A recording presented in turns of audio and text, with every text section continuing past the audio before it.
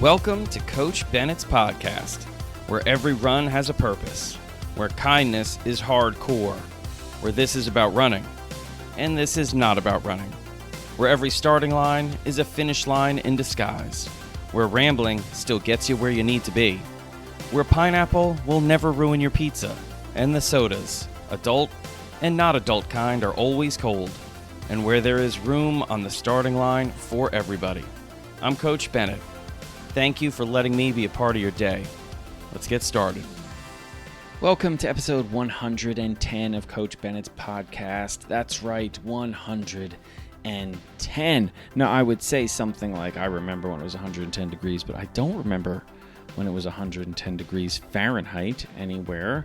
I do remember when it was 116, though, here in Portland, Oregon, which is bananas, because it shouldn't be 116 degrees in Portland, Oregon ever. And if I'm remembering correctly, because this was just a few summers ago, the prior all-time high was 114, and this was 116. So you're not supposed to be breaking records like that by 2 degrees. That's just crazy. But anyway, I don't have anything other than what I just told you about 110. So maybe I'll think of something down the road. I've never run 110 miles in a week, so that's out. So we're just going to head right into what this is about. And this episode is entitled Risk and Reward. Not risk versus reward. It's risk and reward. We'll talk about how they sometimes work together and sometimes they maybe work against each other and whatever. But the point is, this is risk and reward. And risk and reward is a part of your training. It's a part of your running. It's a part of life. And the reason why we're talking about it today is because of all those things, but also because the Prefontaine Classic was last weekend. And I just wanted to talk about some of the things I saw and why it inspired this podcast. So if you haven't seen some of the great races from the Prefontaine Classic over the weekend, which is a track and field meet at Hayward Field at the University of Oregon, it's considered a Diamond League meet, which are the most elite and big-time track and field meets in the world. There's a couple Diamond League meets every single summer, and the Prefontaine Classic happens to be one of them. So you're going to see amazing fields in just about every single event. And this was one of, if not the best Prefontaine Classics ever, as far as I'm concerned. It was amazing, and in the show notes, I'll put a link to some of the races I'm going to talk about, but also some of the better races and events that took place during the Pre-Classic this year in 2025. So, first thing I want to talk about is the women's 1500. Now, this is a spoiler alert, so if you want to watch the race first, before I talk about it, this is where you pause the podcast, you go to the show notes, you click on Women's 1500 at Pre-Classic link, you watch it, and then you come back. So you can't be mad at me if you're like, you started talking about it and I hadn't seen it. I just told you to pause the podcast because I'm about to spoil the whole thing. All right, so here we go. I'm going to give you a countdown from 5 to pause this if you want to watch the race first. Ready? 5, 4, 3, 2, 1. Okay, so Faith Kipyegon broke the world record in the women's 1500. It was epic. Now, everyone knew she was going for the world record, so all the other athletes in the race know what the pacers are going after. They're going after the world record. They want to help Faith get the world record. Now, Faith is the only one in the field that has any shot at setting the world record in the 1500. She wants to go under 349 for 1500, which is just bonkers. It's just straight up bonkers. Okay, this is going to be a race that's relentless from the beginning, and then you just got to keep going. And it's hard enough for Faith to do it, but I'll tell you what, it's also hard for the pacers to do it. I know they're not running the entire 1500 meters, but it's very difficult to find an athlete to rabbit a race like that, a world record paced race that's not in the race competing as an athlete. Because in order to pace and pace well, because that means you're going to have to go beyond 800 meters, okay, which is very difficult. So 349 is like 407 mile pace, 4:06 mile pace, which means you got to have somebody that's going to go through somewhere around 2:02, 2:03 in there for 800 meters and keep going. More importantly, I should say maybe not more importantly, just as importantly as hitting the times is being an athlete that can hit the times and not look out of control. Because what you don't want your pacer to look like is they're struggling. You don't want them to look like they're struggling, because if you want to follow the pacer, because you want to feel relaxed, you need your pacer to look relaxed as they're clicking off these crazy splits. So it's difficult to find an athlete that's not only able to hit those world record splits for 800 or 900 or 950 meters, but also do it and look chill. But they did it. Pacer did a great job. Now, this is what I want to focus on, though. You'd think I'm talking about Faith, and I am a little bit. She took a risk by saying she wants to set a world record, because everyone in the crowd knows she's going after a world record. Anyone who didn't know that she was going after a world record, the second they saw the rabbits go through the 400 and the 800, they know, oh, Faith is going after the world record. So there's a lot of pressure there. She took the risk of saying, I'm going to go out there and try to set the world record. Now, obviously, the reward would be setting the world record. Obviously, the risk is you don't set the world record and everyone's disappointed, even though maybe you still win. Or maybe going out for the world record puts you in a position where you fall apart at the end. And remember, the field in the women's Prefontaine Classic 1500 was an Olympic caliber, world championship caliber field. These were the best milers in the world running this race.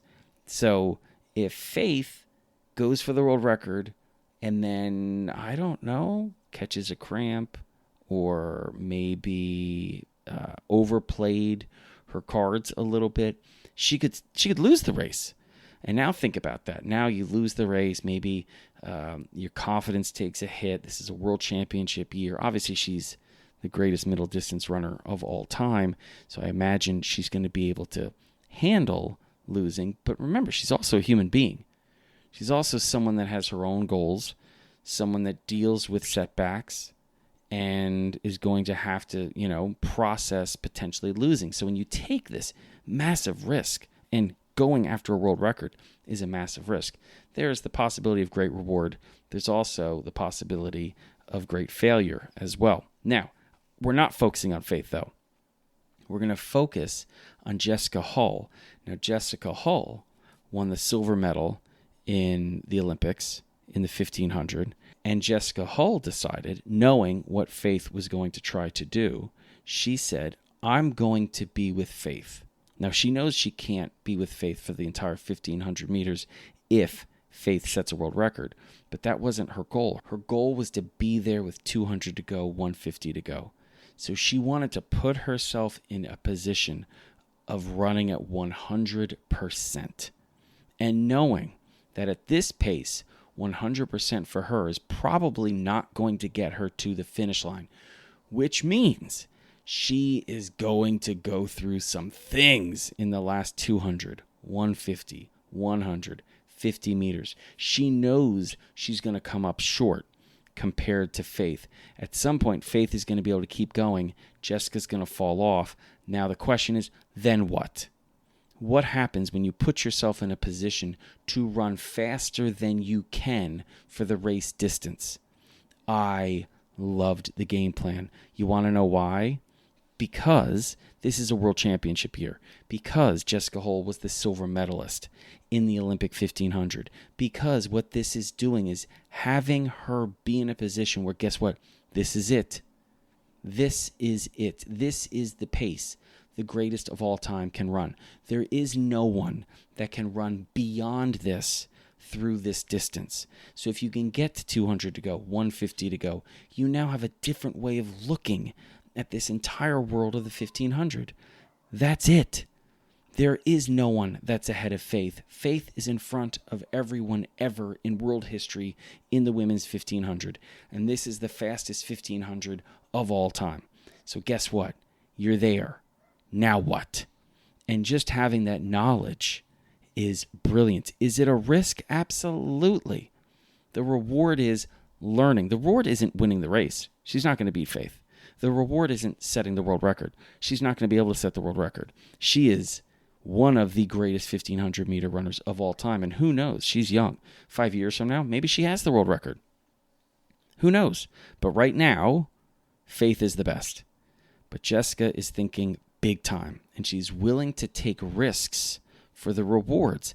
But remember, the reward was not winning the race. The reward was not setting a world record. The reward was knowledge. It was experience.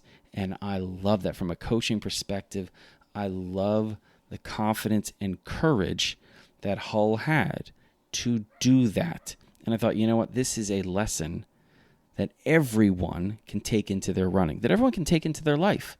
Because a lot of times when we measure risk versus reward, remember this is risk and reward, not risk versus reward, we're always thinking, well, is it worth the risk for the potential reward? Well, there's always like one reward.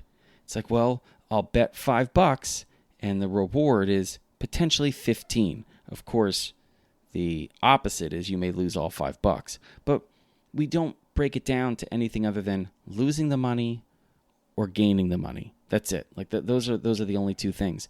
And what you saw here, at least from a coaching perspective, is there's way more that you can risk in any given situation, whether it's training or racing. But there's also way more rewards than we sometimes think.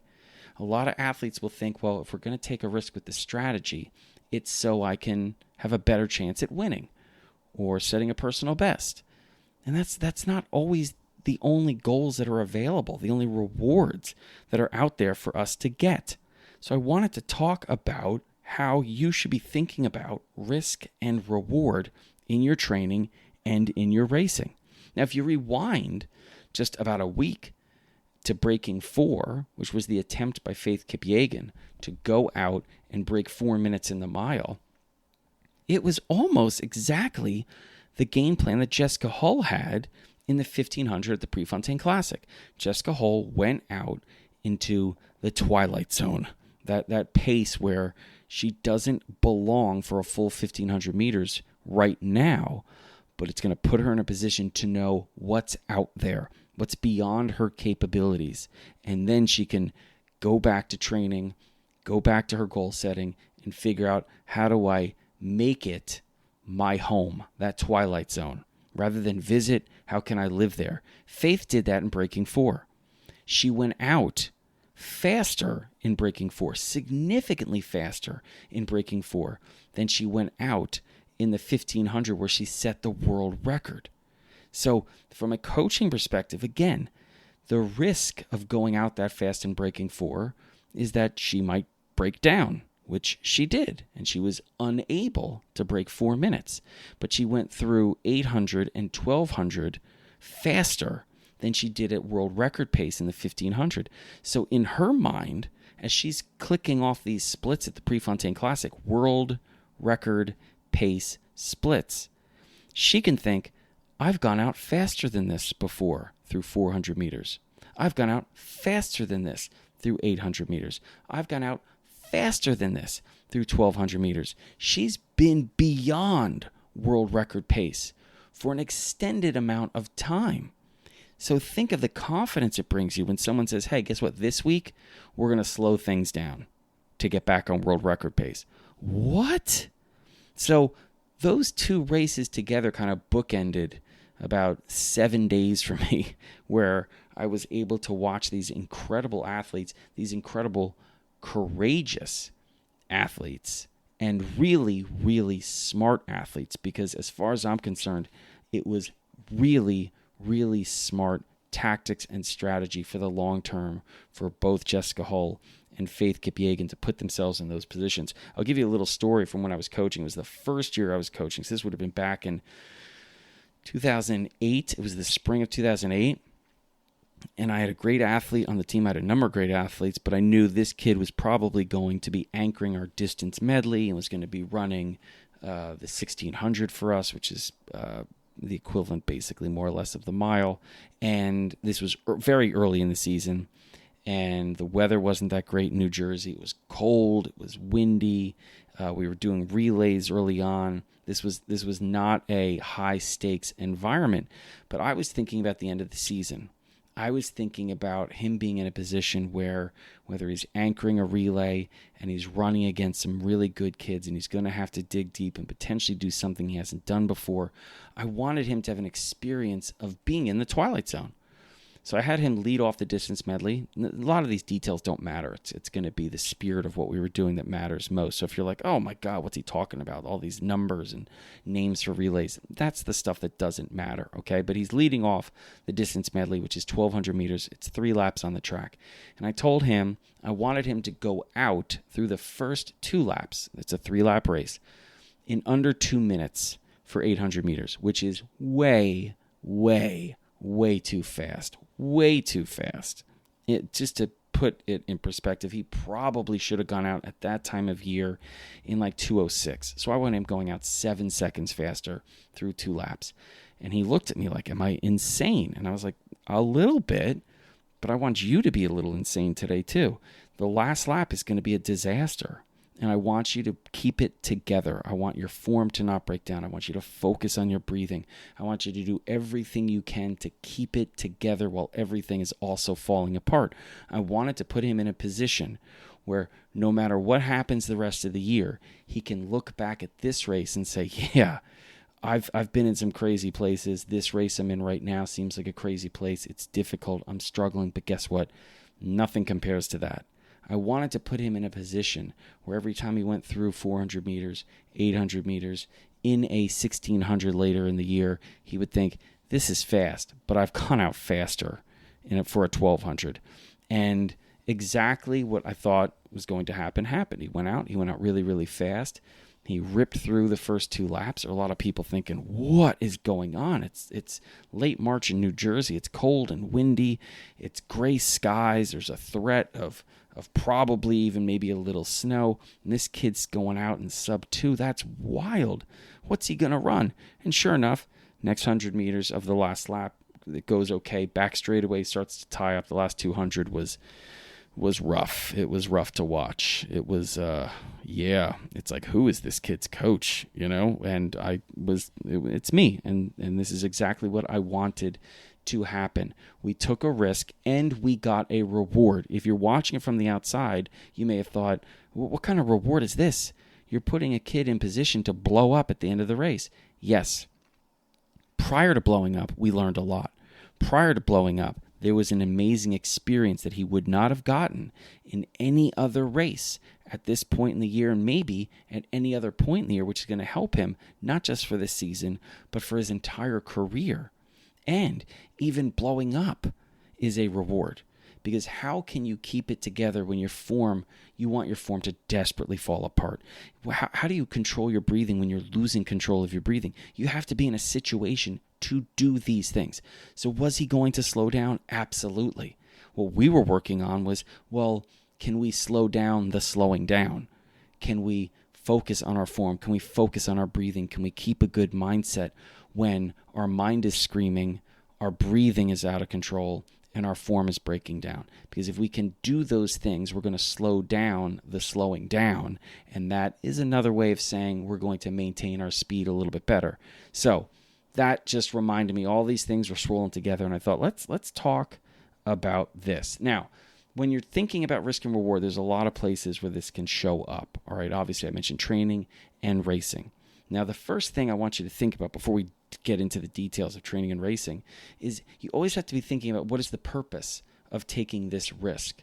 Or what is the goal? How am I going to take advantage of this reward, right? I mean, if you think of it just from a money perspective, like if you don't have a decent amount of money that you can risk, well, you're going to limit the amount of risk you take with that money, right? I mean, the reward may be great. You may think like, all right, I think back to, when I was just out of college where I had very, very little.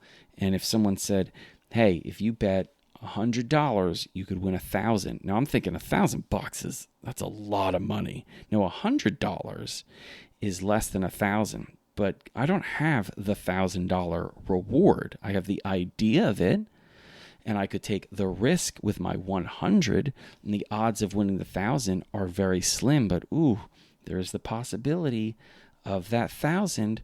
But as I start thinking it through, well, if I lose this 100, I'm not eating, okay? Like, I'm already having pasta every single day, So I have to look at that and think, well, the risk is outweighing the reward. And there is no other reward. You could say, well, it's the experience of losing, a bet, and that's some great knowledge that maybe you shouldn't be betting. Yeah, I already know I don't need to be betting. I've never had to learn that. I'm not going to bet my money. So that's just an example. Like, what is the purpose of this? What is the size of the risk? And what is the potential for reward? You need to be thinking about this, because there could be too much risk. There could be too little reward. Sometimes the potential reward is worth the risk. But you have to think, what happens if I don't get the reward? What do I get? Is that worthy of the risk and the potential for failure when you're measuring failure as not achieving the reward? So it's just a couple of things to think about. And this is obviously goes beyond running. This is about running. This is not about running.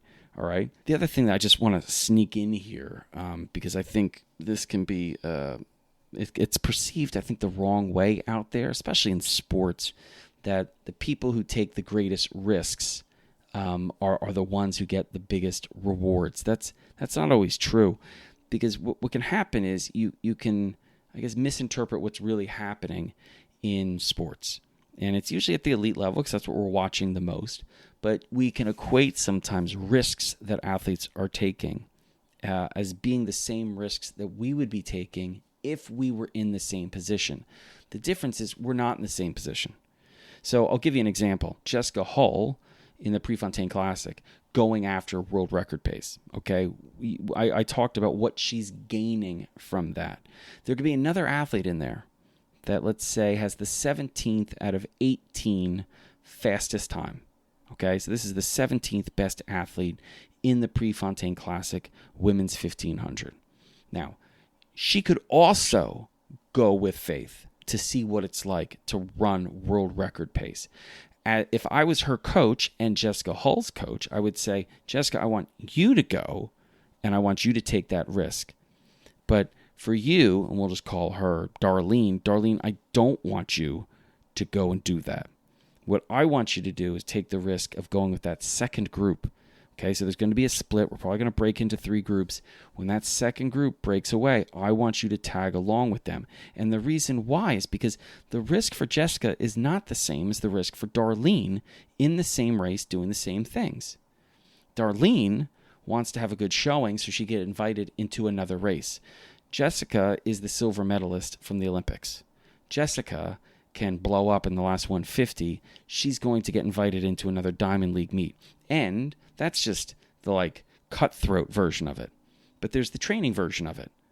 I know, as her coach, well, I'm not really her coach, we're just doing this as a hypothetical.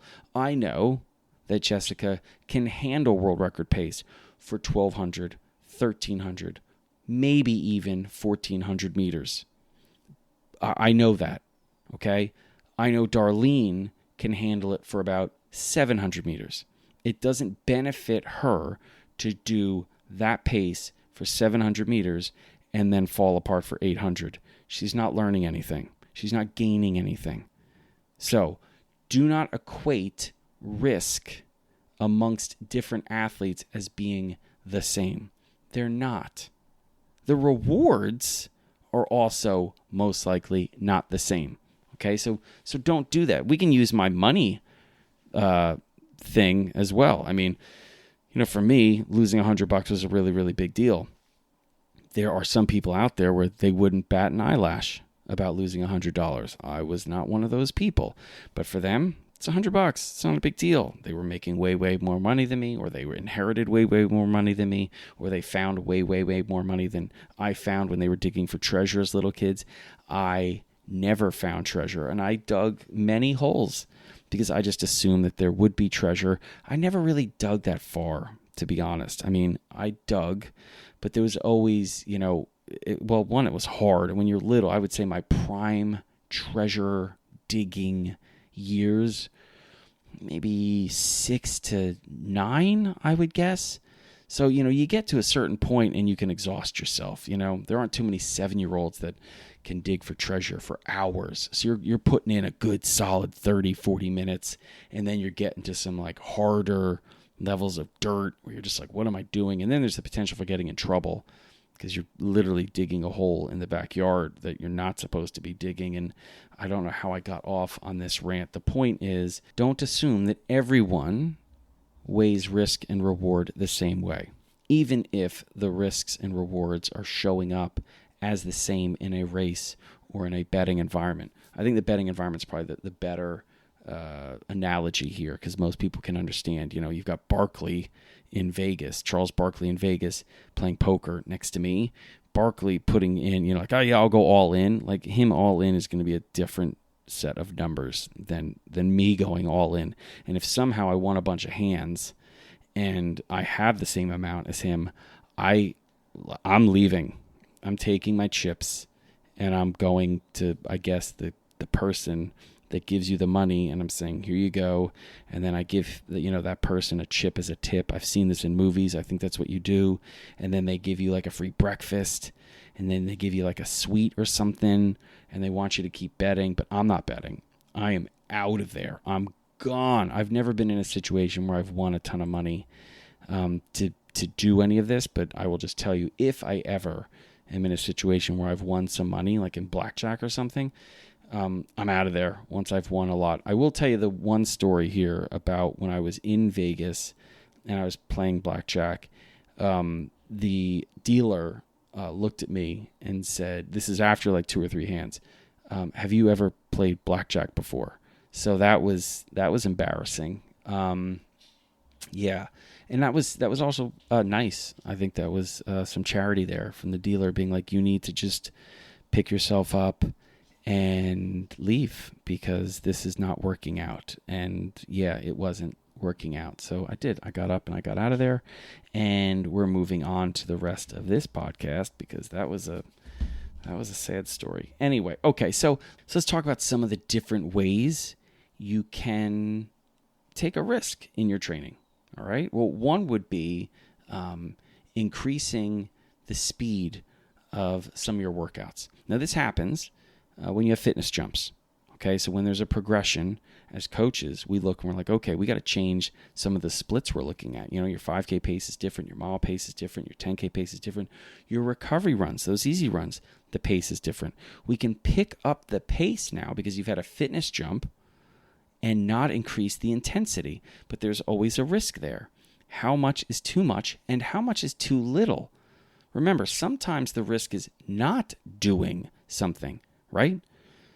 That's part of it. Like we've progressed. We can increase the pace on your recovery days, but we don't. Well, that's a risk that maybe we're missing out on some progression, some betterment. So there's always going to be a risk. Now the reward is you can handle it.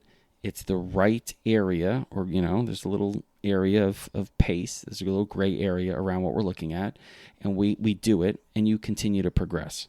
That's the reward, right? Okay. So pace, intensity. Maybe we're going to add some more intensity to your weekly running, and that could show up in a couple of different ways. It usually can show up in something like volume. I know most people think of speed, like we're going to do more speed work. That is an example of more intensity. But another example would be higher volume. There is a level of intensity that comes with simply doing more, even if it's more easy stuff, right?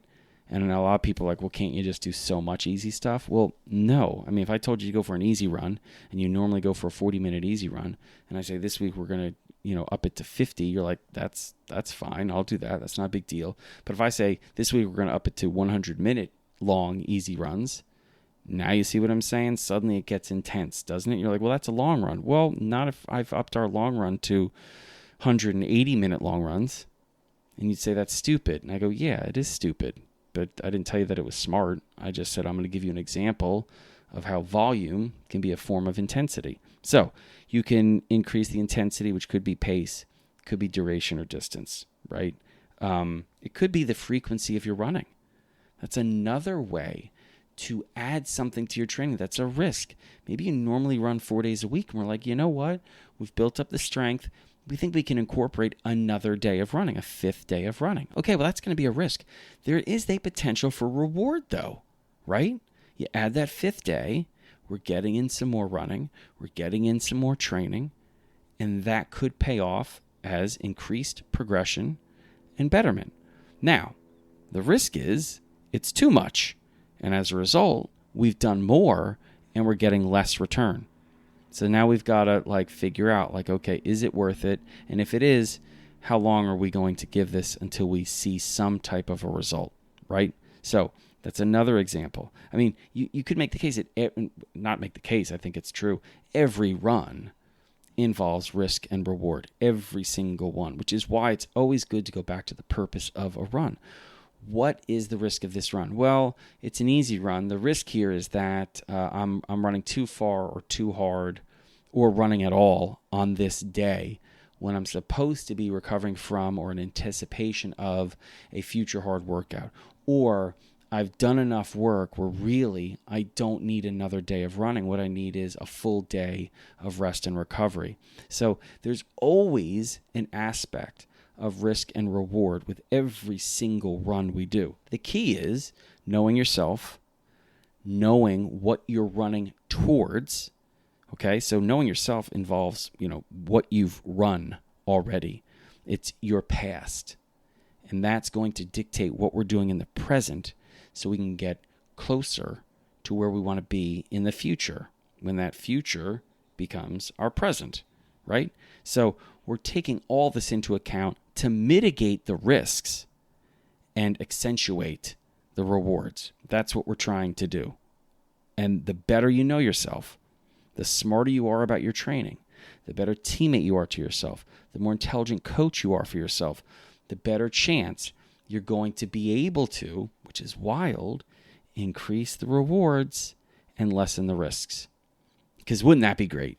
Now, a lot of times, if you don't know yourself, if you're not a good teammate to yourself, if you're not an intelligent coach to yourself, if you haven't been learning from your experiences in running, you can increase the risks and you can lessen the rewards, which is not what you want to do. And that's often what you see when they overtrain. Every run they go on is really, really increasing the risk of injury, sickness, mental burnout, and yet the reward, the potential rewards are getting less and less and less the more you overtrain. So wrap your head around that one. Now, the other thing, other than risks, are, again, I've kind of hinted, are the rewards, the potential rewards. But I don't want you to limit it to just progression and betterment measured by a stopwatch. Remember, there's progression and betterment in terms of intelligence, in terms of confidence, in terms of courage, in terms of tactics and strategy. These are all things that you can equate with rewards when you go for a run or you're racing. So what I want you to do is when you're thinking about potential risks and you're thinking about possible rewards, I want you to think about truly, what are the risks here that I'm willing to take, that makes sense to take? Because like I said, every run is a risk. And what are the rewards? Not the reward, make it plural. What are the rewards? Is it worth it? And sometimes it won't be, and sometimes it will be. Okay, dependent on the amount of risk and the type of reward. Right? There is no template I can give you that like this plus this minus this divided by this equals do it. No, that's not the case. That's not the case. And like I said, there's more than just the type of run or the duration of a run or the distance of a run that's going to factor into both risks and rewards. I mean, risk and reward they're dancing partners, okay?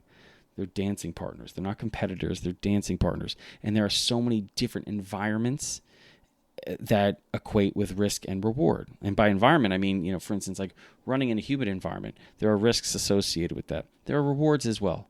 There are certain things you can learn about running in humidity. There are certain things you can do for your body while you're running in humidity to lessen the stress associated with the humidity. There are mental and mindful gains you can have from running in tough environments, whether it's cold weather, whether it's rainy weather.